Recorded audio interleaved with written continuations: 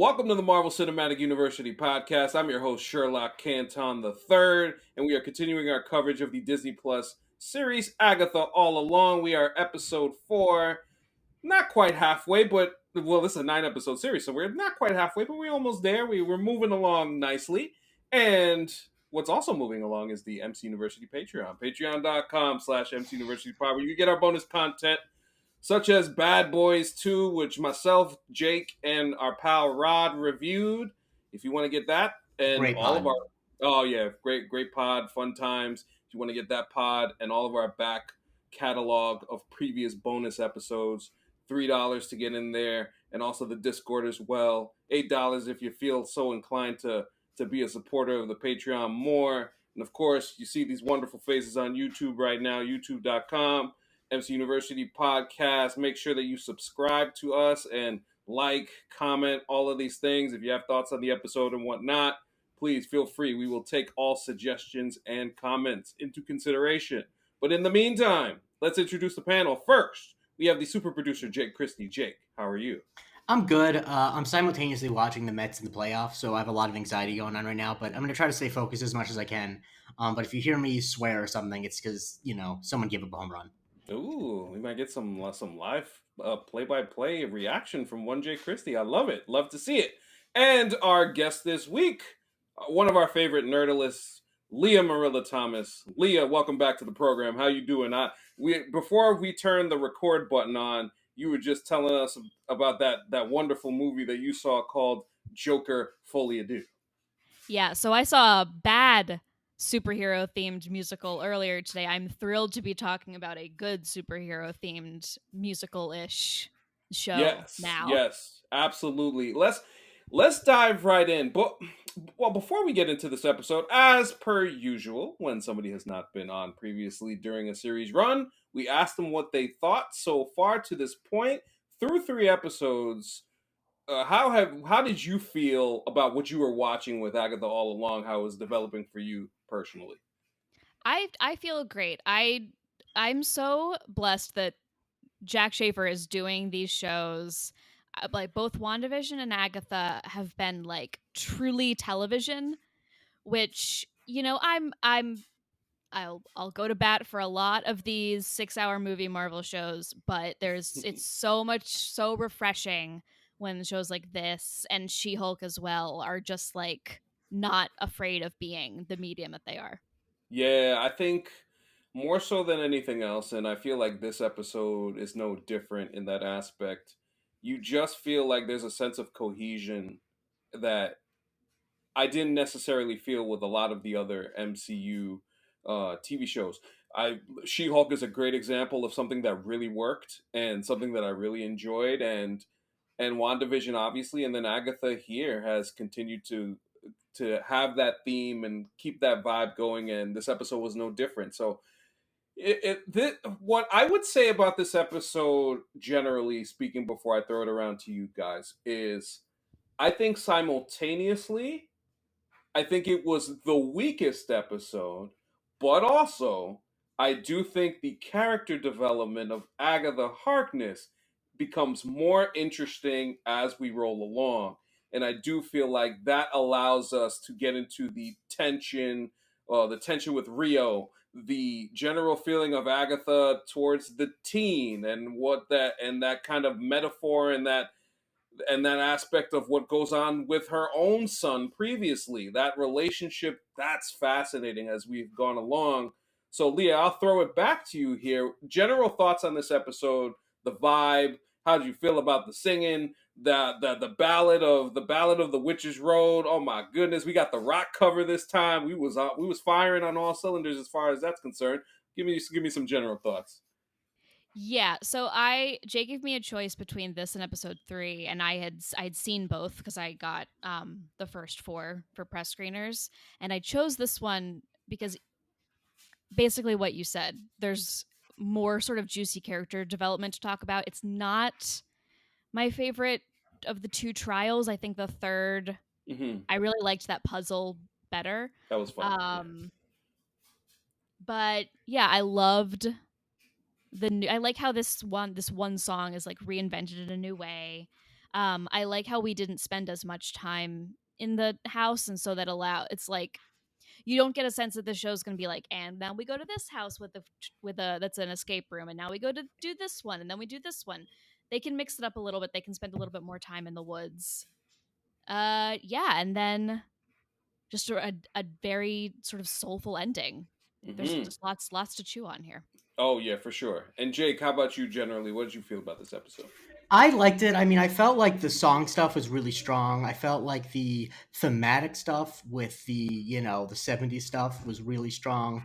I felt like, once again, like the last episode, I felt like the beginning was a little slow, that they didn't really know what they were doing until, like, they had to set up some stuff before they got to the house, before they got to the trial. But once they were in there, I felt like there were some strong character moments. I felt like it was fun in a way. When they're walking around before they get to like realizing what's going on. Once Hmm. again, I feel like that also was kind of slow. I feel like these episodes have been sort of the last two episodes have been a little bit meandering before we understand what's about to happen. And I think what Leah, you said is right, that it's television in that there is a plot that is set up at the beginning of the episode and it is solved in some way by the end of the episode. There has yet to be really an episode, except maybe, no, not even episode one really, where there is not some resolution at the end. And I think that is where, even when the episodes aren't as strong, I feel better coming out of them, because I don't feel like I think it's just actually just not that good of a process um when you watch an episode of television and you're like, I need to wait until tomorrow to find out if that's good. You know, like, Yeah. that's bad, I think. You can call it like the friends test or like the one where test. So if you watch the episode, you can say, oh, that's the one where they were in a rock band. That's the one with the 70s house. Oh, that's the one that was like the Nancy Myers house. Then it's like past that base level episodic television. I tend to agree with both of your points regarding the TV aspect of things and how I feel like the show is developing at a certain pace where it doesn't feel like it's going too fast and also doesn't feel like it's going too slow. It's giving us the right amount of mystery and also the right amount of tension in the moment. And the stuff with the trials, what I love is we give each character a chance to shine in each episode while also leaving some crumbs on the table for other characters to keep building into something else. We have small and big things building at the same time. The first thing I do want to attack is Agatha and Rio, because hey man, this shit is just hot. It's just hot. It's hot, I mean, yeah. buddy. Like this is what we're talking about. Jake and I have been on this kind of theme of bring yearning back, bring Hmm. romance back. This is what we Hmm. want. We want the passion, and Aubrey Plaza and Catherine Hahn are bringing it in that to full effect. Jake, I ask you, what do you think of the interaction between these two in this episode? I mean, it's really nice. I really like it in the way that it kind of progresses throughout the episode, where Rio comes in really strong, kind of like clearly trying to seem, well, she is crazy, but trying to seem extra crazy, and I think kind Hmm. of trying to knock Agatha onto the back foot in her relationship with these other witches. Um, and but then, like, I really like that, like, towards the end of the episode when everyone's being more real, she kind of pulls that back and you can see that the yearning is on both sides. And there's the moment where they almost kiss, and like, I will say I'm glad that, like, because many a TV show or movie in a big franchise has made a big deal about being gay or queer. And when Aubrey Plaza said this is the gayest thing the Marvel's done, I was a little, I was like, maybe not, but it feels like it is. And I think that, although that's not the biggest feat in the world, I do like that they're not really kind of ashamed of it. Like, it's a whole, even Sashir Zamita's character, forgive me, Jen, I think. She's talking about how attractive Rio is, and the whole bit where Rio's antagonizing her, but in the same way, at a certain point, it starts to feel like when a kid pulls a girl's hair because he has a Yeah. crush on her. Like, it's nice, and so I really like their chemistry. Their chemistry is so palpable, and yeah, like, that's with any romantic relationship, the chemistry is 95% of it. Yes, give me the wanting. Give me the nah. We ain't gonna kiss yet, but we gonna hold on to that one for the viewer because I know y'all wanted to see it. But don't worry, we're gonna get there, but we're gonna make you wait. I love stuff like that. Leah, what did you think of their relationship, how the interactions, everything, how that played out? I mean, it's incredible. There's nothing platonic about it. Mm-hmm. Like, even though they're not like technically touching, there's nothing platonic about it. They're so comfortable with each other. It's like it's incredible, and it really puts those like exclusively gay moments to shame. Thank God. Like it's so much better. They're not talking is so much better than the very chaste we're legally married kiss in Eternals, or like don't even get me started on Joe Russo, like all that silly stuff. And you can tell that Rio really genuinely cares about her, and I clocked that in the first episode when she was like playing along with the Mayor of Easttown illusion. Yeah. And she said, it's been a while now. What is just sort of like the little things like, is this how you see yourself? But then sort of backing down and being like, okay, let's talk about the car wreck. You want to talk about the car wreck? Like, You're in she control. genuinely, You're in control. Yeah. yeah, you can be in control. That's okay. Let's talk about your car. Let's keep playing the scene out because you're not ready. That's okay. And it's really nice to see. And then you see it at the end of this episode where she says that boy is not yours. And you can tell that it's like a comfort. She's trying to comfort her, even though she's technically telling her a sad thing. Yeah, it was. It didn't feel like it was something that she was saying to hurt her, but it was something more along the lines of like, "Hey, if we're really gonna do this, let me be honest with you. Let me put these things Yeah. on the table and see how you react to that." And then in turn, I think something Jake talked about in detail last week about Agatha and what do we want to see from her character progression? What do we want her to stay this straight laced villainous and stay on this evil path, or do we want to see a more nuanced a version of this person developing in a way where we see the emotional aspect, the vulnerability overall, and slowly but surely this show is peeling back the layers. And here, when we see Teen get hurt, that is like the first time where you really see this really desperate version of Agatha. This kind of it's everything's been ripped away and she's laid bare emotionally in the sense that she really wants to protect this person and she's really looking out for somebody other than herself. And that is where we get into the more interesting parts of where this series can ultimately land and really tell a very compelling story. And Jake, since you made the Yeah. point and you were on that side last week, how did you feel about seeing that part? I thought it was really interesting the way they did it, and I think probably the detail of it that I thought was most interesting is that the moment that he asks about her son, her concern like turns off.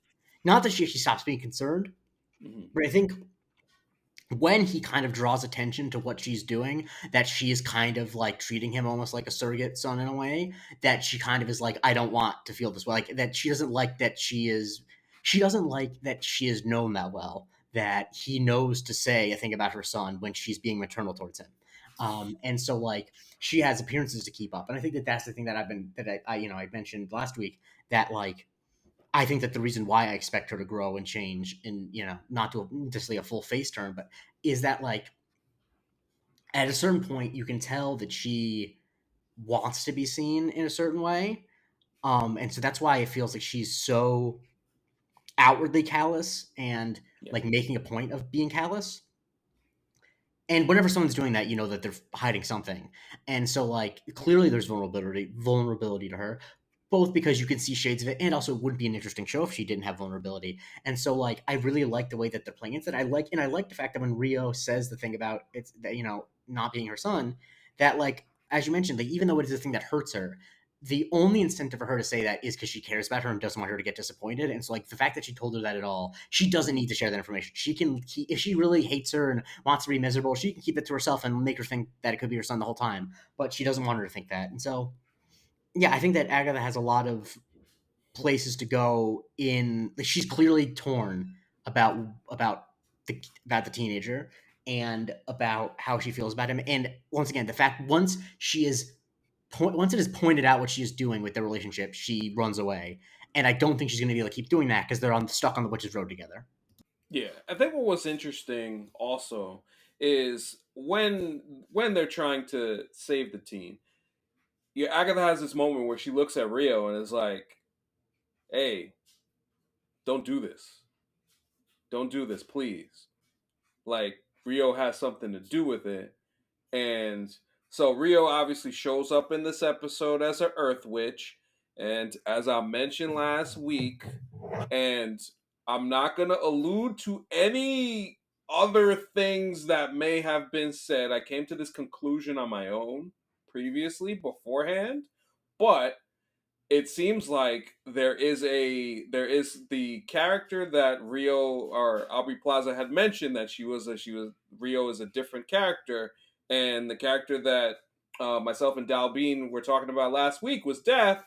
There seems to be a lot of Death aspects of that going on to have the type of power that Agatha, with the fear in her eyes, to be talking about those types of things. So as we get closer and closer to the conclusion of this series and what that may look like, seems like Rio got a little more power than we all think. And Leah, I'll ask you just in terms of what we see from Rio and the fact that Agatha looks at her in with such like, oh shit, like please, I'm begging, don't do this. And we know Rio's not a part of this aspect of it, but it seems like it alludes to something further.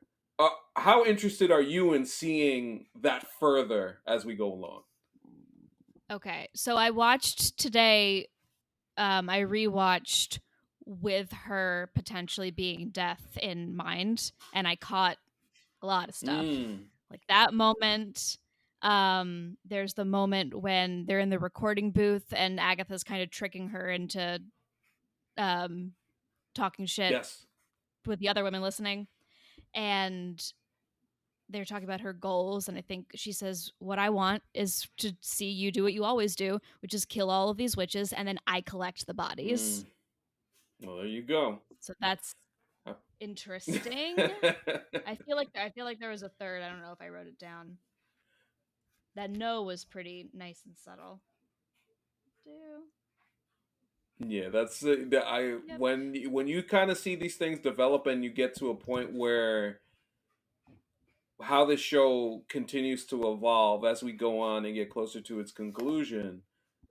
Rio, for obvious reasons and not so obvious reasons, becomes, besides Agatha, the most interesting character in the show, and Yeah. I'm really intrigued. And it's honestly, even though the death character is something that a lot of Marvel nerds will go crazy over and be interested in, right now I am more interested in their relationship just because it just seems like there is an emotional tethering that these two have to each other, and I really want to see where that plays out and how that goes. So that'll be Yeah. fascinating. And Go and I ahead, think the Jay. reason thing that makes it inherently fascinating is because, death has a lot of different conceptions in fiction. Mm-hmm. But the idea that death could fall in love with someone or have a romantic relationship with someone raises so many questions about what was this the only time that death has ever felt something? What would what does it mean for death to feel these things? Does death know that they're capable of feeling these things? And I Mm-hmm. think that and what does it say about Agatha that this is a person? Because clearly, if we're supposed to believe this is death, presumably they met with her son, right? The situation with her Yeah. son, and that happened hundreds of years ago. So is their connection powerful enough that they're still interconnected? They're still yearning, and so what does it mean to be someone that death is yearning over? That is a very interesting character inherently, and I think that something that Aubrey Plaza plays, I think, is the way of I it at least feels to me like she doesn't know what to do with the fact that she feels this way about Agatha because she's deaf and she doesn't have normal feelings. Like she's almost playing it like I can't acknowledge that I feel this way because I'm deaf. I have a job. I'm not a human. I don't have normal human feelings. Yeah. The job is really interesting. That's the other moment I just remembered it. It was when she's telling the story around their campfire about her scar. And she says, I had Yep. to do something I didn't want to do because it was my Yeah. job. And it seems like that's probably related to old Nikki. Yeah. we can And guess. the thing I think I'm actually excited about is that I feel like we've gotten a lot more like on the nose clues about her being deaf sooner than I thought, Hmm. which is exciting to me because like I would love it if they reveal that she's deaf in like episode 6, as opposed to like waiting until the end and like because I think that Marvel has had problems with is like, and I think WandaVision doesn't do this, which is why I'm a little bit hopeful, is setting up clues for a reveal, but then everyone who knows things about the comics will know what the reveal is going to be, but then still waiting for the last episode to reveal it. And it's like, no, Yeah. you should reveal things the moment before the audience knows for sure. And if we're giving this much clues about, if we know that she sold her son to death, and death, a person we think is death, is talking about making a hard choice, and they're like, most viewers, I guess, at this point would guess that she is whoever she made the trade with, right? And so, like, I don't want to prolong this until episode 9. I'd rather figure this out in episode 6 and have episodes where the cards are on the table, you know? A show we all recently watched that did that very effectively, The Acolyte, the dearly departed Acolyte. So shout out to The Acolyte, the dearly departed. But yes, like in terms of I love what you said there, Jake. Once you allude to it enough, you can get to it. And also because then that's kind of like the real shock because then you can get into the other aspects of the character and not feel like you're waiting for something and you can just watch the show and follow around. And also this kind of leads me to once you reveal that aspect of it, then you can talk about old Mephisto in the background and then you could get to that towards the end and save that piece for closer to the end. But then you reveal the death aspect, it just opens up avenues for you to do different things. I also feel like, and there's another character that I'm going to talk about in a little bit that I'm very interested in what she has going on. But I did want to talk about Alice because the trial here is kind of centered on her and the trauma that she had with her mom and her dealing with the actual literal demon and curse in this episode was I thought that was I thought that was probably one of the more interesting parts generally that kept me interested in everything going on besides the Agatha Rio stuff because this is a person that even though we get introduced to her, we don't know a lot about her, and we got this little nugget in episode 3 regarding her mom, and then now we're seeing that this is something that's been following her around her entire life. So that seeing that play out on screen was interesting, and I love the fact that she was able to get some shine. Leah, what did you think of everything that played out with Alice? And we can kind of use that to dovetail into the song itself because goddamn Spotify, I am playing that Agatha song out, boy. It's just too good. Yeah, they said let's give this a bridge and make it a banger. Yeah, I it took me a little longer to sort of wrap my head around how the like generational curse worked, but it's fine. Um yeah, I don't know. It's interesting how these are carrying over from one episode to the next and we're getting, it's not like her whole story is in this one. Yeah, I like Alice. I don't have too much to say about this Yeah, part. I feel like they Mhm. kind of, I don't know if they're saving it for something, but I feel like they omit who put the generational curse or like what the generational curse means, Uh-huh. and they yada yada it. Yeah. And I think that they probably made that decision on purpose, thinking that it's not that important, but I think that actually is extremely important. And if they are saving it for something else, fine, but I don't get that impression. I got the impression that they think that the audience is going to be like, yeah, generational curses are a thing that happens, nothing explains them, whatever. Mm. Mm. Sure.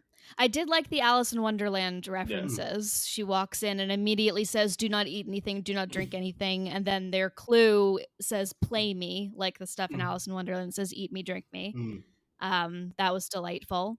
And also, all of these Mm-hmm. rooms, again, going back to my point that we're dealing with all of the Coven mm, members in every episode.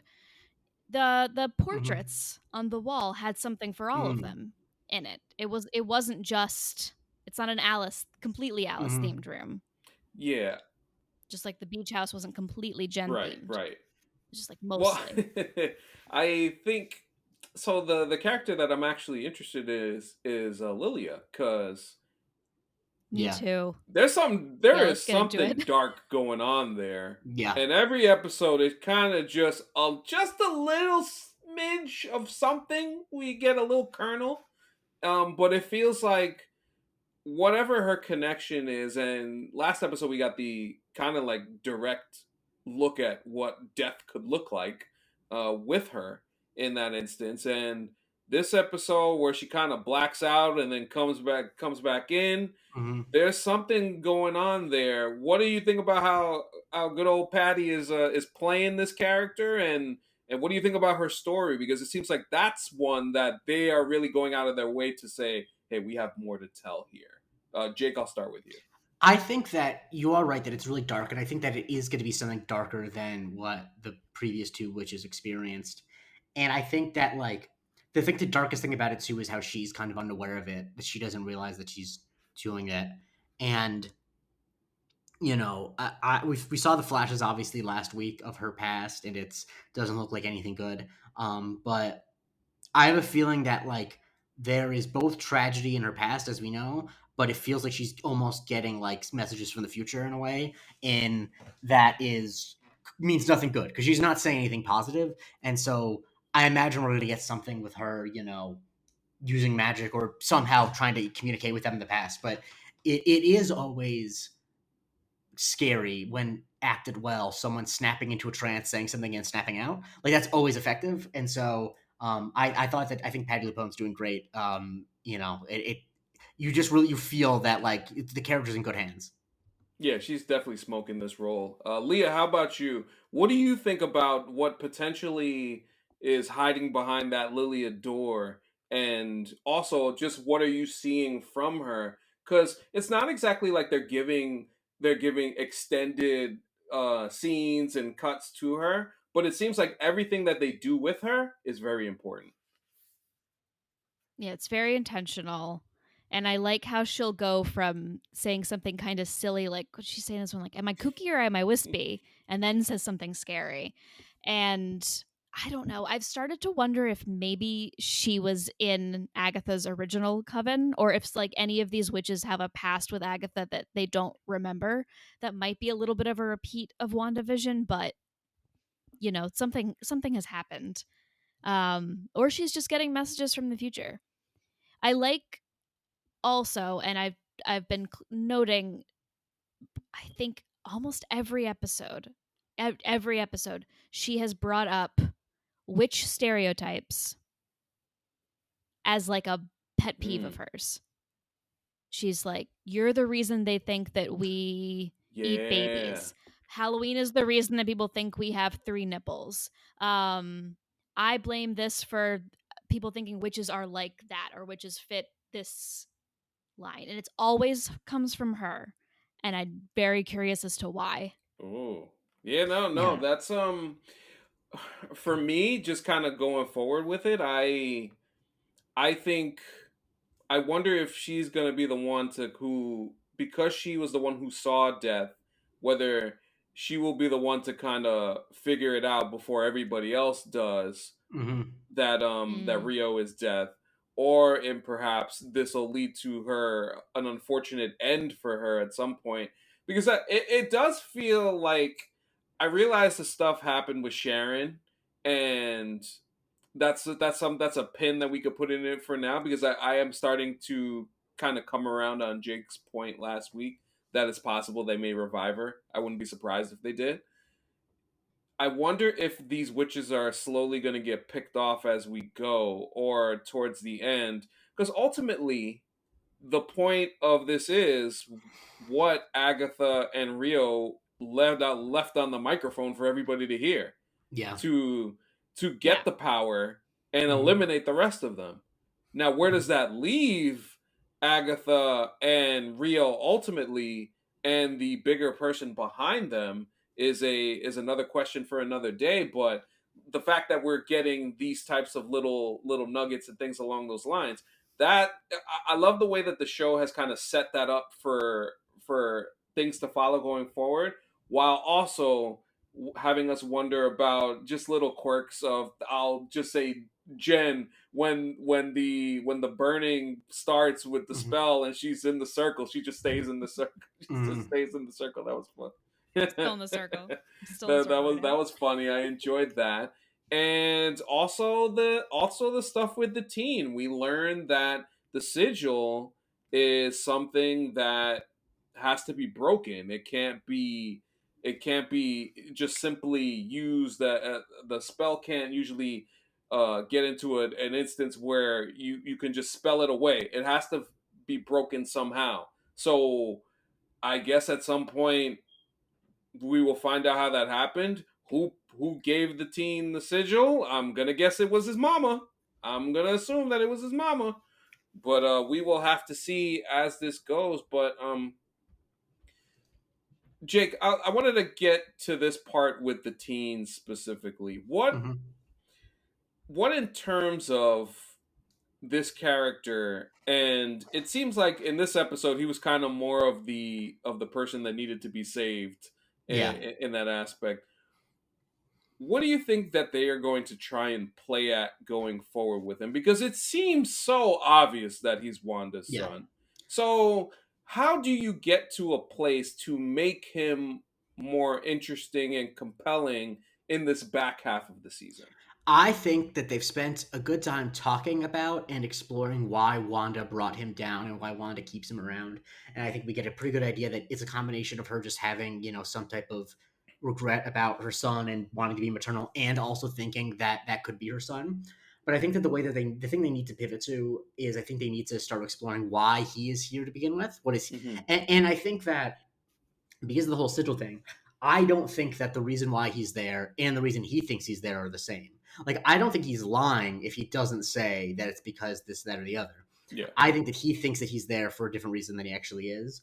And so, like, I think we need to we need to have some scenes of him as a character where he kind of not necessarily talks about himself, but like where he demonstrates things about himself that are not in relation to how he wants to learn how to be a witch or how he looks up to Agatha, because we really don't know anything about him. And obviously, a lot of that is because of the sigil. But even without learning about his past, which we can't learn, I want to know what he's thinking in the present. Because he really, beyond I want to learn what's at the end of the Witch's Road, he hasn't given an explanation of why he's there to begin with. And that's obviously not satisfactory enough.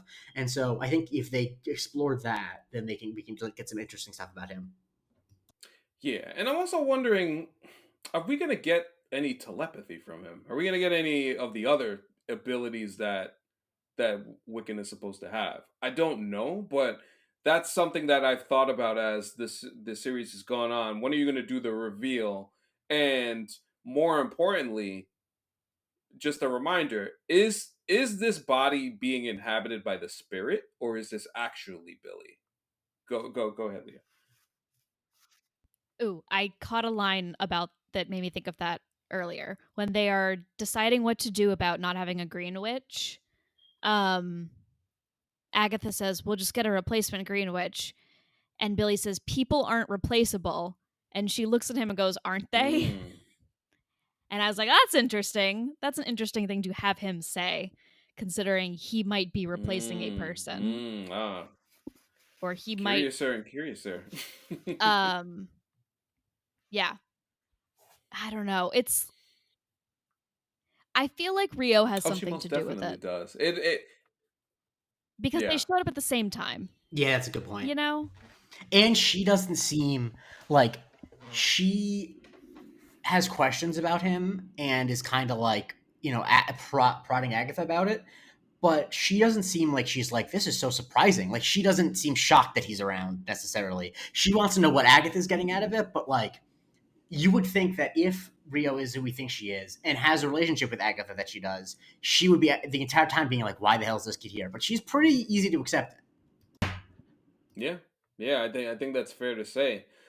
Other thing in the background that I've been thinking about also as this show has gone on, we haven't seen the Salem 7 in a while.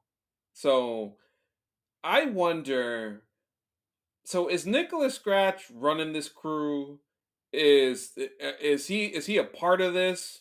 Do we feel like we're gonna get something along those lines with them? Because I feel like they gotta probably show up soon to kind of put a little fear. Because right now, they taking their sweet time on this road. They just having a grand old time going through these trials, and without too much resistance from any other outside forces besides the trials themselves. And I would have to suspect that somewhere soon, whether it be next week's episode or episode 6, I feel like for whatever reason, I don't know why, just generally because this show is about witches and demons and stuff like that. We get a Mephisto mention. The episode 6 feels like it might be one of them episodes we're gonna get some good stuff.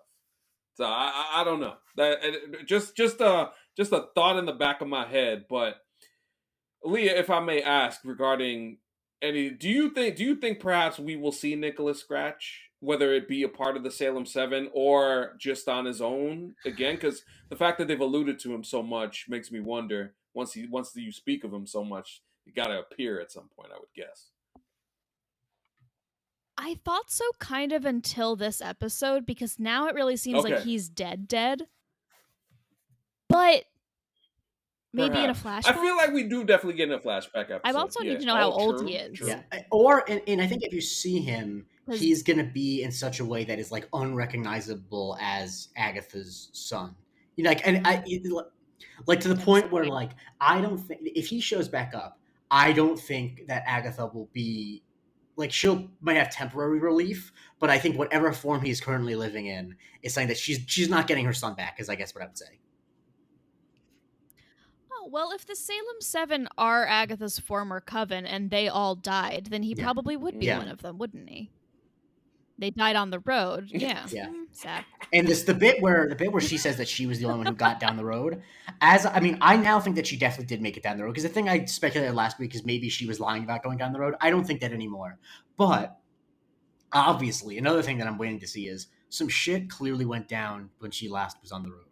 And what was it? Because she's not being truthful. She clearly is. She takes her sweet time saying that she was the only one to get it back, and she's being very cagey whenever they ask questions about the road. So, what happened the last time she was on the Witch's Road? Is it as simple as that she sacrificed her coven in order to get something? Did she sacrifice her son in order to, like, what happened? And I think that the more we learn about that, I think I think that goes hand in hand with what we were talking about earlier with her character development. That, like, I think the reason why the way she is the way she is because of whatever happened on the road. And I think when we crack that, we can crack her as a character. Yeah, and I think the part also, when you look at the rest of the current coven, I mean, they've heard every single episode explicitly like, yo, we trying to take you out at the end of this.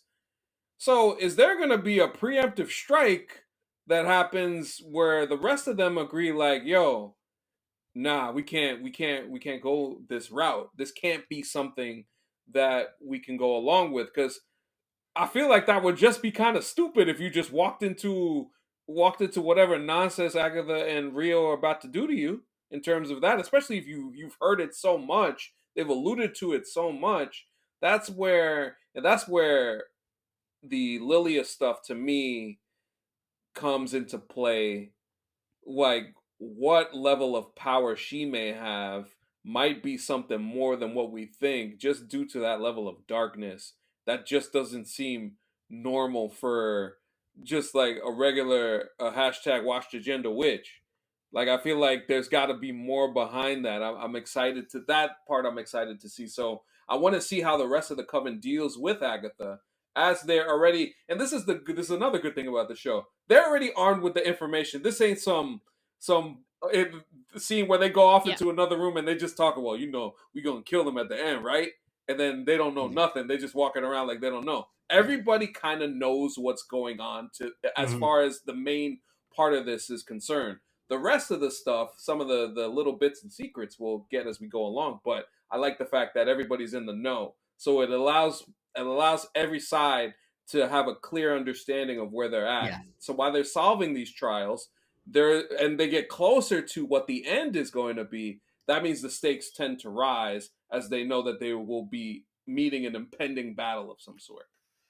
Yeah, and we learn who these characters really are, and we Hmm. learn what, like, because if they were just like being lied to, or they didn't know what was going, or like what the deal with Agatha was, then like their reactions are not actually like how they would react to these situations. I think we learn more about characters when they have at least a lot of the cards to know, and that we know that for some reason or another, the Mets just gave up 2 home runs in a row.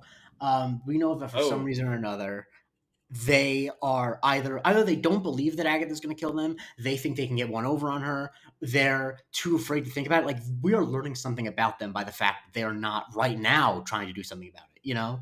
And I think that that's more interesting than like her lying to them and convincing them that she's good, because that just I think it'll be tiresome after a few episodes. oh, absolutely. Yeah, yeah. And I feel like there's a major development coming with this as we get to the back half of the season. Leah, if I may, I want to ask you a question regarding what we potentially may see going forward. What is, if you had to put one thing on your docket that I need to know this morsel of information or a plot line generally, what are you looking forward to in seeing found out in this show? Sorry, and I was switching to my headphones and I didn't hear the second part of that. If I need to know anything about what? Well, if you need to know essentially about any specific plot line, any morsel of information that you are intrigued in finding out about this show, in terms of whether it's a mystery, whether it's Nicholas Scratch or just Rio in general, any of these storylines, what is the biggest thing that you're most interested in going forward? I mean, it's teen for me just because I come into this with a Young Avengers agenda. Oh yes. Um, but I am really interested in Agatha as like an anti-hero Han Solo Loki type figure. I do feel like this is going to end with like a rom-com esque. Yes, I was going to betray you, but then I got to know all of you ladies, and now we are best friends. That's my hope. Um, yeah, Yeah, that's that's my hope as well. I was that's making warm that and case fuzzy. last I week, like it. sort of, and I Yeah. think that there was some pushback. But I don't know. I'm sentimental at heart. I always want a face turn. It's just the way I am. But yeah, and also I think that like as I said before, and I'll just repeat it again, just 'cause I think it's relevant to what Leah said. Like the things that that are established about Agatha that we know going into this is that she is famously a witch without a coven. Like that's her whole deal, and like it just feels like they're setting up a story about a witch who's without a coven finding her new coven. Like that's kind of yeah, what they're Yeah. doing. And I think that like I say that as if it's like super, but like that is a classic story of someone who's a lone wolf who thinks they need to be alone, and then they learn that that's not that simple. And I don't think that that's like a bad story at all. And I think that if that's the story they're telling, I think they're setting a lot of good work for it. And I think it's a story that I'm willing to buy with this character because she clearly, it's not like she decided to not have a coven completely by choice. It's definitely some yeah. things along the road have happened to her, and so yeah, I'm happy to see her at least learn open her heart up to at least someone else, because I think that that is no matter what happens part of what's going on. Mm. Definitely. And with teen, Hmm. if he is Billy, and I'm curious as to how we're going to tie like Wanda into it. I don't Great love the question. idea of Wanda having done more accidental magic. Um like cuz if she laid the sigil, that means that she didn't realize she was doing it, because we watched a whole movie about her thinking that they were not there um Yeah. in that universe. So, It was interesting. Before you continue, that's why there yeah. were folks online saying that when she was speaking in Sokovia to the babies in episode 3 of WandaVision, that was perhaps a spell. But then it's revealed later in the series that she ain't know shit about doing spells. Yeah. So how would that be an accidental thing? And even if it was, would that be something that makes sense? I don't know if it would, but yes, continue. One kind of very far-fetched theory, but because this is doing lots of Wizard of Oz references, Hmm. in the Wizard of Oz book, I'm pretty sure they don't do this in the movie. Glinda kisses Dorothy on the forehead, and it leaves a mark, and that protects her on the road. Um and you do see right before Wanda deletes Westview, kiss both of the boys on the forehead. So that's could be something, Okay. Yeah. but it's it might be too subtle. Yeah. I also, no matter if it's something that she did in WandaVision, it's going to be something that they are retconning because they did not plan for Yeah, Of this to course. be this way. absolutely. And so, like, I'm fine with that if that's what they do, but like, it's going to be something subtle because if it was something overt, then they would have planned it, and they definitely didn't plan it because they were not planning on doing an Agatha Harkness spinoff show. Yeah. So yeah, I'm fine with whatever. I mean, as long as it is, I think you're right about it needing to. That if it's accidental, that's kind of annoying because it just because like we get that Wanda's powers are reckless and that she can do so much destruction without realizing it. Like, I don't need to see that again. I want to start to see more of what Wanda does intentionally with her powers. Um, Yeah. but yeah, I think if they can square the circle of like it not being accidental, but her also not, but also Doctor Strange still making sense. I think that there are ways for them to do it, but I just want to make sure that they take seriously doing all of that. Maybe Yeah. Rio Yeah. brought her a replacement son Mm. and was like, I got you one. You like this kid? Do you want a big version of him? I Mm. get him for you. I don't know.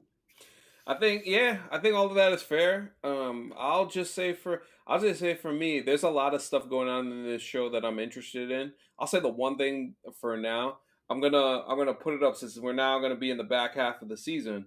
Mm-hmm. I'm gonna keep my eyes out for good old Mephisto. Mm-hmm. When are we gonna get another reference? Since we've already got one reference, well, I'm sure we're gonna get another one. And as soon as, like Jake said, once we find out about Rio and we get that news that she is in fact dead, that means he can't be too far behind. That's just my opinion. We will see what happens. I'm very excited to see that. But nonetheless, as far as the show is concerned, I'm enjoying the show. I think it kind of fits the mold of what you want. I think Leah at the top said it as far as what TV is. I really like it. And right now, from a nerd standpoint, it's nice that we get two good TV shows at the same time that we could look at for completely different reasons, different aspects, different subjects. So I think the way that Agatha's telling stories is a lot of fun, and I'm really enjoying it. Jake or Leah, do you have any final thoughts on anything generally? Are y'all I good to mean, go? my big thing is I wish they actually did more of the '70s stylistic stuff. I love the zooms. I love the split Yeah, they diopter were so fun. shots. They're really fun. I felt like there was kind of a missed opportunity to go all the way in. I think it might have been alienating a little bit because it's such a distinct style. But like when they did that, it brought back some of the good feelings of WandaVision. So that's my one little note. What'd you guys think of the Daughters of Liberty reference? I don't know them, but I did know that was a thing. Yeah, that actually to me, sometimes Marvel does these things where they kind of throw away stuff. They do the throwaway Mhm. line, and then you kind of wonder, is this gonna be something? I Mhm. don't know if it's gonna be something yet. This feels like a very, at least to me so far with this show, I think the point that you made, Leah, I think you're right in having the Young Avengers kind of focus, Yeah. especially with Wiccan. This is kind of like the real introduction here to what this character might be going forward. And that's kind of like the lens that I choose to view it in now. We are establishing this more supernatural demon like side of the MCU with this Mhm. show. Vampires. Yeah, we learned about vampires. We learned about vampires too. Patty, Yeah, that's Patty LaPone cast in Blade confirmed. Yep. the Could you damn Blade imagine? movie. The damn Blade. If it ever gets made. If it ever Yeah. gets made.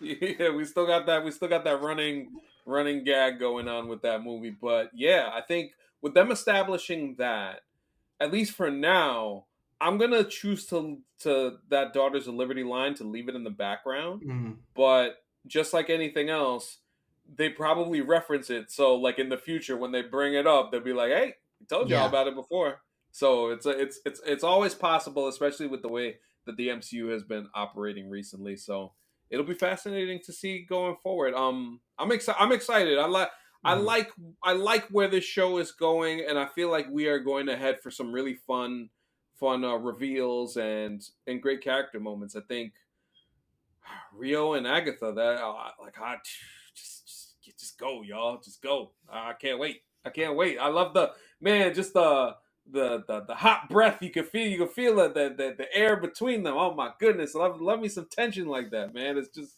that's what I want with my TV, man. I Mm-hmm. love it. It's Love real. it. We're talking about the Discord. Real yearning, man. Yes. But it's not been enough. I mean, that's the thing. The MCU has been sexless in a lot of ways, but it's also been yearnless. Not enough yearning. Yeah, man, you got pining for somebody. Please, just have somebody do it. We're bringing it back. I love it, and I love this show. Excited to continue it next week. Want to thank our guest Leah for joining us. Leah, well, where can we find you and your work? And I do have to personally say, God bless you for seeing Joker, because goddamn. But go ahead. Well, hopefully I'll get some work out of that. Hey, yes. Recently, sees my stuff at Polygon, Cosmopolitan, The Mary Sue. I've been writing a lot about Rings of Power, which just wrapped up its second season, and did the opposite of the Acolyte in teasing out a character reveal. Took a very long time, but it's the Lord of the Rings. They're very slow by nature. They're always walking places and singing stuff. It's not. Take your time. You take your time. So that's me. That's what I'm up to. Wonderful, wonderful. Love to hear from you as always. And Jake Christie, where can we follow you and find you? Twitter at the J Christie, TikTok at the J Christie. Doing lots of fun stuff over there. Wonderful stuff. Make sure you check that TikTok out. Big things happening over there. You can follow me on the Twitter at AnthonyCanton_3. Follow the show on all platforms at MC University Pod. Subscribe to the YouTube channel. Check that out. Make sure you keep subscribing. At 300 subscribers, we will be giving away a ticket to Captain America: Brave New World. So if we get to 300 by that time, you will have an opportunity to get one of those tickets. That'd be awesome. See Anthony Mackie leading a film in February. Well, shout out to Black History Month. It's all happening with Cap. So if you want to get involved with that, you can do that. And of course, as I mentioned at the top, patreon.com/MC University Pod. Bonus content. We'll be back with a subscriber mailbag soon. And yeah, we'll continue to keep going. So appreciate everybody for listening and supporting. So for Leah and Jake, I'm Anthony Canton III, aka Sherlock Canton III. Goodness gracious, I always got to remember that. This has been Marvel Cinematic University. We will talk to you next time.